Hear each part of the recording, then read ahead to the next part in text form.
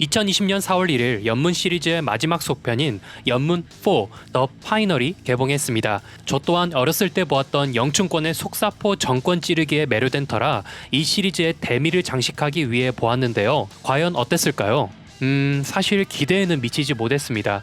그 이유를 지금부터 살펴보시죠. 스토리와 따로 노는 액션씬들. 연문 시리즈는 연문의 시선으로 바라본 중국의 시간 흐름이 주된 스토리인데요. 1편에선 일제의 침입, 2편에선 영국의 홍콩 식민지와 3편부터는 범국가적인 사건들보단 연문의 아들 학교 이야기, 제자들 이야기 등 다소 연문의 개인적인 스토리에 따랐습니다.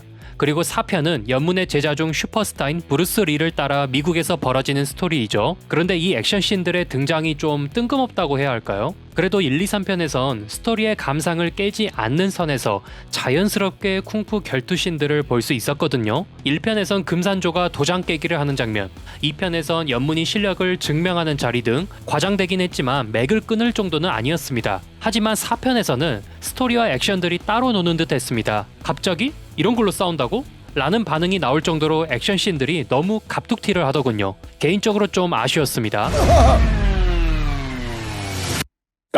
갑자기 싸우려고 하는 미국인. 연문포의 시대 배경은 1964년의 미국입니다. 이때는 미국이 서서히 강대국이 되어가는 시기였는데요. 미국 정부는 광활한 영토를 채우기 위해 전 세계의 다양한 사람들을 끌어들였습니다. 그중 동양인들 중에 가장 많은 수를 차지하던 건 중국인이었는데요. 당시 중국인을 대표로 한 동양인 차별은 정말 심각했습니다. 연문포에 등장하는 미국 거주 중국인들도 전부 차별에 대해 피해의식이 있었습니다. 이런 배경 때문에 미국인 캐릭터들이 대뜸 시비를 걸고 싸우려고 드는 건 이해할 수 있었습니다. 그러나 이를 좀 더 매끄럽게 표현할 수 있었다면 더 좋지 않았을까 싶습니다. 예를 들면 1편이나 2편에서도 다른 국가, 다른 인종 세력이 연문을 괴롭혔는데 경찰들이 공권력을 이용해서 시스템적으로 압력을 넣는다거나 권법 대결을 피할 수 없게끔 점점 상황을 만들어간다거나 이랬거든요. 하지만 4편에선 잠깐 그런 형태를 보이긴 했지만 결국은 너 좀 안 이꼬운데? 옥상으로 따라와 하고 싸워버리는 모습이었습니다. 앞서 1번에서 말한 액션씬의 뜬금포 등장에 대한 아쉬움과 좀 비슷한 면이죠. 만족하지 못한 브루스 리의 활약. 연문포가 기대되었던 또 하나의 이유는 바로 브루스 리, 이소룡의 출연이었습니다.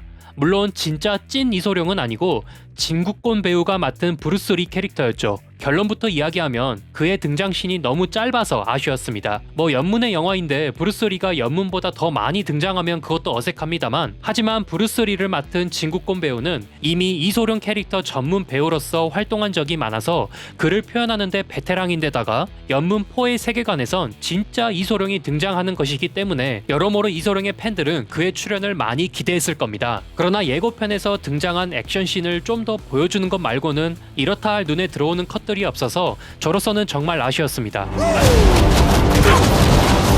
또 가라테. 연문4에 등장하는 미국 해병대원들은 중국인들을 하찮게 여겼습니다. 물론 중국 쿵푸도 무시했죠. 그런데 정말 재밌는 건 중국 쿵푸를 무시하는 이유가 가라테가 좋기 때문이란 건데요. 당시 미 해병대가 정말로 가라테를 그렇게 좋아했는지는 모르겠지만 이는 분명 맥이 맞지 않았습니다. 빠르게 성장하는 자유의 국가는 국민들의 애국심을 키웠고 그런 자국을 수호하는 미 해병대원들의 자존심은 하늘을 찌를 듯 했습니다. 물론 그 자부심의 방향이 엇나가서 종종 인종차별을 하게 되었지만요. 특히나 동양인들은 극심히 차별당했습니다. 그런데 그렇게 싫어하고 차별하면서 정작 자신들의 훈련은 일본의 무술인 가라테로 한다는 겁니다. 굳이 표현한다면 서양 무술들도 많이 있었을 텐데 동양인을 차별하기 위해 동양인의 무술을 내세운다는 건 좀 많이 아쉬웠죠.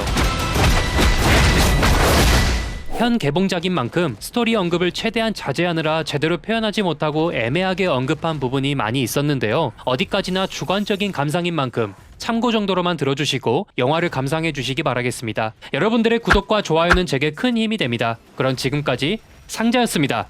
감사합니다. 我係一個語冇之人。